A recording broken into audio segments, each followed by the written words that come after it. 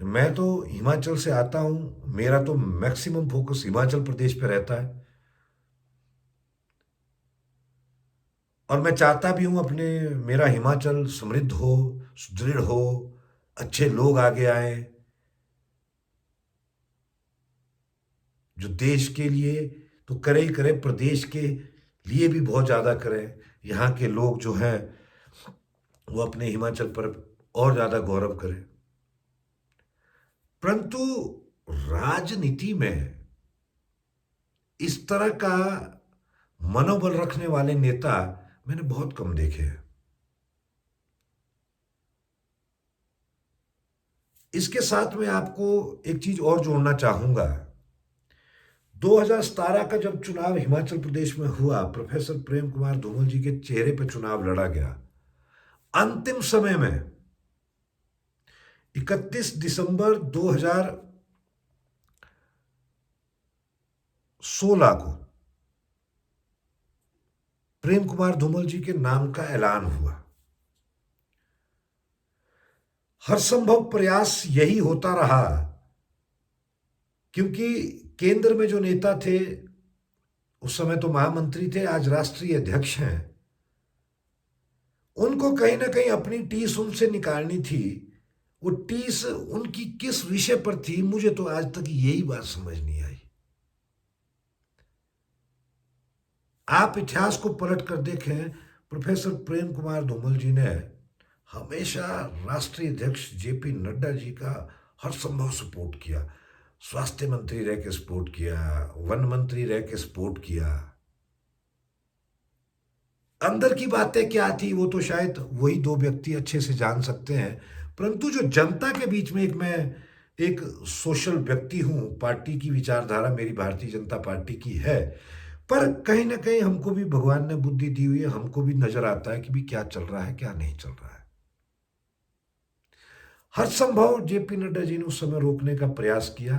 अंततः वो सफल हुए कि उनकी टिकट बदलवाई गई, षड्यंत्र के तहत उनको हराया गया। उसके बावजूद भी उन्होंने पूरे 2017 का जब मुख्यमंत्री जयराम ठाकुर जी को बनाया गया, उस एपिसोड में भी प्रेम कुमार धूमल जी की छवि को खराब करने के लिए उनका नाम चलाया गया कि वो चाहते हैं कि मुख्यमंत्री बनूंगा, ये होगा, से होगा, डिमका होगा, फलाना होगा। आप सबके सामने था। उस समय भी लोगों के मन में पता नहीं कितने गंदे गंदे विचार उनके प्रति आए कि यार सत्ता का इतना लालची, हारने के बाद भी मुख्यमंत्री बनना चाहता है। मैं आपको बिल्कुल इस बात के लिए संतुष्ट करता हूं कि उन्होंने कभी भी अपनी तरफ से ये नहीं कहा कि भी मुझे मुख्यमंत्री बनना है। पार्टी की मजबूरी थी कि उनको मुख्यमंत्री का चेहरा बनाना पड़ा, नहीं तो सरकार और रिपीट होनी नहीं थी। जिस व्यक्ति का इतना बड़ा कद होगा, क्या वो इतनी छोटी सी बात के लिए लड़ाई लड़ेंगे क्या?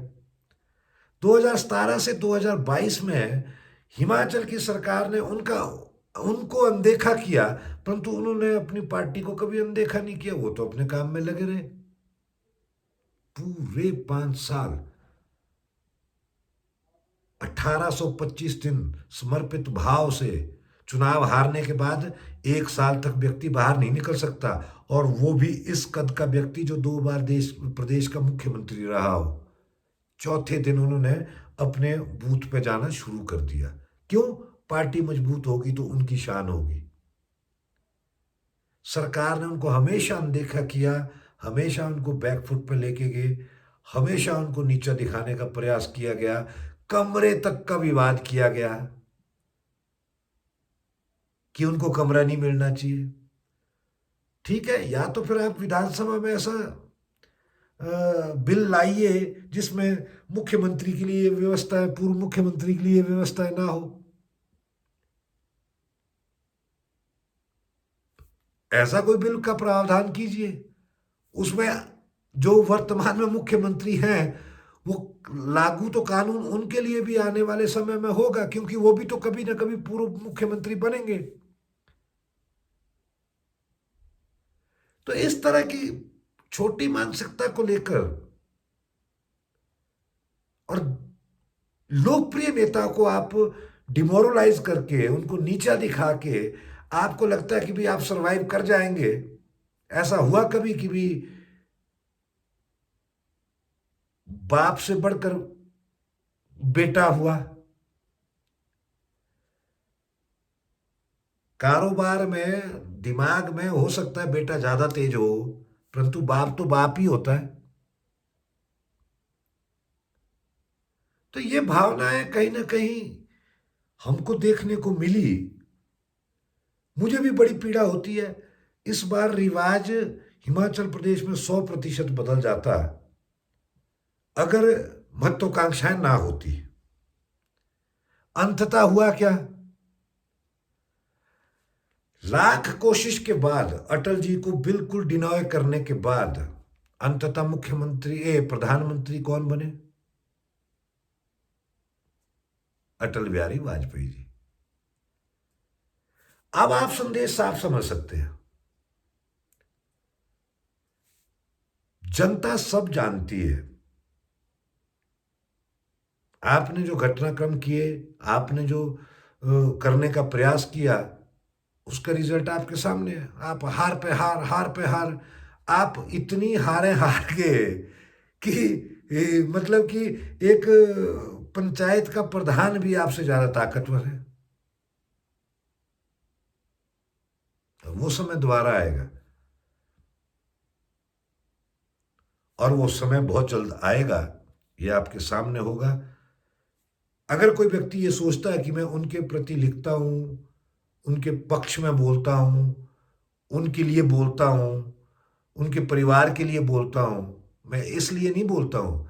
मैं पूरे तथ्य के साथ बोलता हूँ और बड़ी बारीकी से स्टडी करता हूँ। मैं हर व्यक्ति के, हर जो राजनेता है उनके पूरे बैकग्राउंड को समझने का हर संभव प्रयास करता हूँ। आप मुझे पूर्व मुख्यमंत्री जयराम ठाकुर जी के बारे में भी पूछ सकते हैं।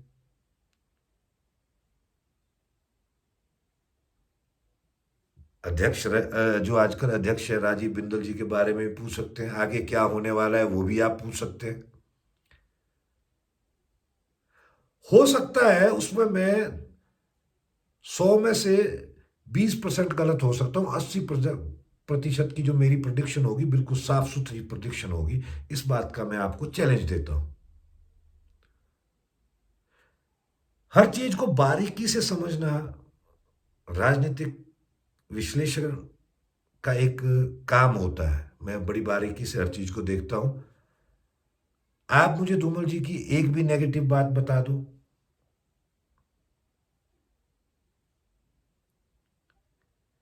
एक भी अगर आपके पास कोई नेगेटिव बात है, मैं उस बात के लिए आपको मतलब कि चैलेंज करता हूं। उनका एक भी नेगेटिव पॉइंट मेरे पास कोई लेकर आओ। मैं शांता जी के बारे में क्यों नहीं बोलता? शांता जी के बारे में मुझे पता है कि आज बोलूंगा, कल मेरी ही स्टेटमेंट मेरे गले पड़ जाएगी। वो दूसरे दिन क्या बयान दे देंगे मुझे नहीं पता। कांग्रेस पार्टी के लिए मैं इसलिए नहीं बोलता, मुझे पूरी जानकारी है कांग्रेस पार्टी क्या करना चाह रही है, क्या करना चाहेगी, आगे क्या होगा। मेरी विचारधारा भाजपा से है। मैं भाजपा को दुरुस्त करने का हर संभव प्रयास करता रहता हूं। कि जो नेता बन रहे हैं, जिनको कुर्सियां मिल रही है, वो उस बारीकी को समझने का हर संभव प्रयास करें।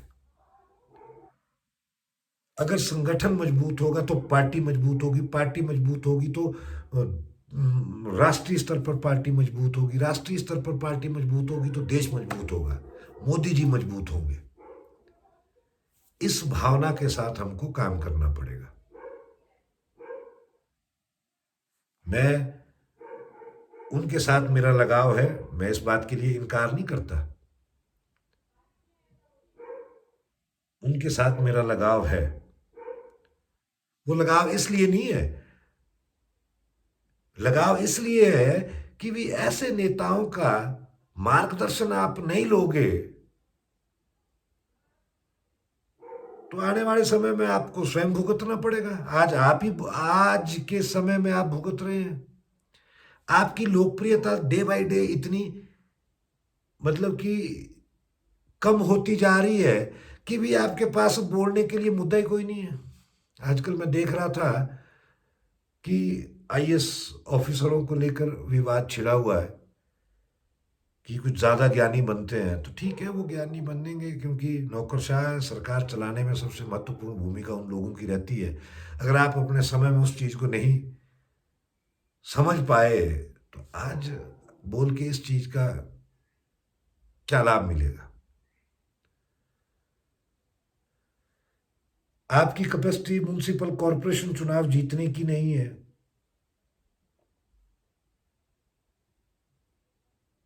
तो आप स्वयं समझ सकते हैं। ये दौर वापस आएगा, लौट कर आएगा, यहीं हिमाचल प्रदेश में आएगा। पीड़ा हिमाचल प्रदेश की होती है, इसलिए पीड़ा होती है। मैं स्वयं हिमाचल प्रदेश का आदमी हूँ। जैसा सुक्खू जी बता रहे थे कि 94,000 रुपये हर व्यक्ति पर कर्जा है, तो ये मोदी जी दूर कर सकते हैं, तो इसलिए मोदी जी को का सहयोग चाहिए होगा, तो हिमाचल प्रदेश में भाजपा सरकार चाहिए होगी। अब भाजपा सरकार ऐसे ऐसे चेहरों पे बनेगी, तो मुझे नहीं लगता कि वे ऐसे चेहरों पे बनेगी जिनमें अहम की भावना इतनी ज़बरदस्त है कि उस बारे में तो जनता जानती है। तो आज के अंक में इतना ही।